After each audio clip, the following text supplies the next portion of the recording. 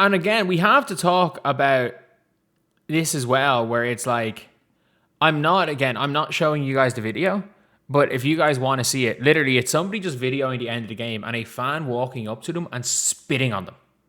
Like, not something seen in the background, walking past them and spitting at the person on the camera. Like, again, if a fan got assaulted there, and here's a Storm fan spitting on a Fever fan's face last night, you won't hear a word about no investigation. I don't think this involves an investigation. We know who did it. There's no, like, we need to investigate whether or not a fan got spit on, because there's footage of it. Like, there is footage of it right here. I just want to see some quotes, but we're not showing the full footage. There's the picture of the guy here. It's there. It's very, okay, yeah, you can see a bit of spit there. But, like, it's there. You don't need an investigation into Seattle Storm fans for spitting on a fan. It happened. And this will be all over 8 a.m. This happened in Cambridge. Spitting in someone's face is illegal. Yeah, but like that's the thing. There is a double standard here. There is a double standard here by the league. And we saw it again. There's been people allegedly being assaulted for wearing XXYY t-shirts. You have the owner cursing out fans sitting courtside supporting Sophie Cunningham.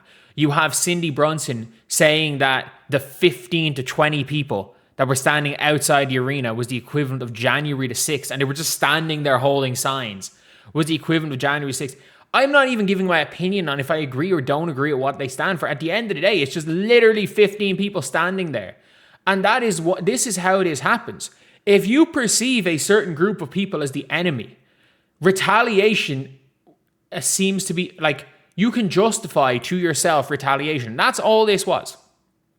The Indiana Fever fan's bad. Indiana Fever fan's the enemy. Every single Fever fan is a racist, transphobic, homophobic, every phobic or ist imaginable. And that's why this guy felt okay with, I'm going to go spit on somebody. I'm going to go spit on somebody. Like, that is what it is. And by the way, like, this is not uncommon in sports. You can see right there up here, this is a Leeds United thing. I'm not a season ticket holder for Leeds, but like I go 5 times a year minimum. Like, there's a reason why in soccer they split up fans of each teams. They split up fans of each teams because if they don't split them up, it can get really, really ugly. It can get really, really ugly if they don't split up fans from teams. And that being said, again, like, you've now got that hostility towards WNBA games, which is something that I don't even think they have really in American sports. But like, if we're going to be real here, like, if this was the opposite way, you have to make that a point. Because if this was the opposite way, the Indiana Fever would basically have to move. Cambridge, they wouldn't even allow fans in Cambridge anymore. They wouldn't even allow fans in Cambridge anymore. If Herb Simon cursed out a fan protest or supporting a player from a different team. If Herb Simon cursed out a fan supporting a player on a different team, they'd make him sell the team or sell whatever his stake in the team is. Like, when it comes to this league, you have to go into whataboutisms, because the whataboutisms are actually a big thing. Like, if this person is not banned for life, like, there should be an announcement from the Seattle Storm in the next, it's very clear who he is. There should be an announcement in the next hour saying, we found who the fan is who spat on somebody they've been banned for life.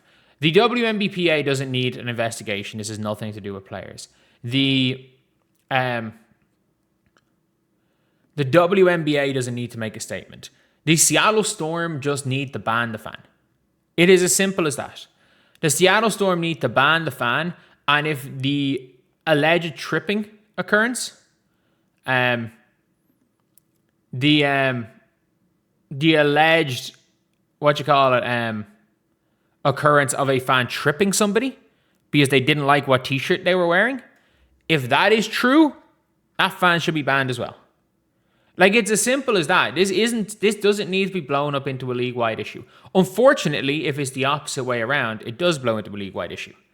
And obviously, people feel emboldened to assault people wearing Fever jerseys or anything supporting Fever for players at games. The media and the players have emboldened fans to go out to target Fever fans. It is as simple as that, and it's all wrong. It is wrong. We all know it's wrong. Any decent person knows that that is wrong. That is absolutely wrong. And they have been emboldened. Again, Gideon is not allowed to go to an NBA or WNBA game for life because he recorded a video of him sleeping at a game. He got banned for life. If sleeping at a game is a lifetime ban, spitting on someone has to be a lifetime ban. It just does. Like, the Seattle Storm need to just ban that person. Internally investigate whether or not the tripping allegations are true and ban them. And there should be an apology from the owner for cursing out fans and saying, I hope God can forgive you.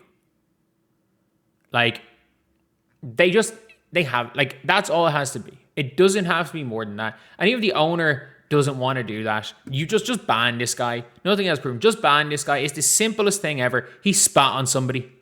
He spat on somebody on camera. It's simple as that. He should already have been banned. If this was the Indiana Fever, he would have been already banned and it would already have been an announcement and the Fever would have had to put out an apology. But the Storm should not put out an apology. It is not the fault of the Seattle Storm organization that a man spit on somebody. It is not the fault of the Seattle Storm organization that he spit. All they have to do is say, we have seen the video we've seen the video of a fan interaction. We don't a fan assaulting another fan, and we don't tolerate that, and that fan has been banned for life. They just have to say that. No apology, nothing. Make a statement, ban him for life. Just put out that he's been banned for life. And all this ends. And this part of this situation ends. The owner stuff, I don't know. The owner stuff, I really, really don't know what's going on. But like, yeah. You have got to, if you are the Seattle Storm, just ban him immediately. Because if you don't, it becomes a situation where, yeah, it's a really bad look on you guys if you're ignoring, people complain about the Fever ignoring fake noises, not punishing fans for fake noises. This is a spit on video, and it is what it is. And if you're the media, you are responsible for this by making Indiana Fever fans fair game. And if you are a Fever fan who feels hard done by in this situation, don't sink to the level of these scumbags. Well, this specific scumbag. Because yes, I will call you that if you spat on somebody's face. Yeah, I think that's a fair thing to say.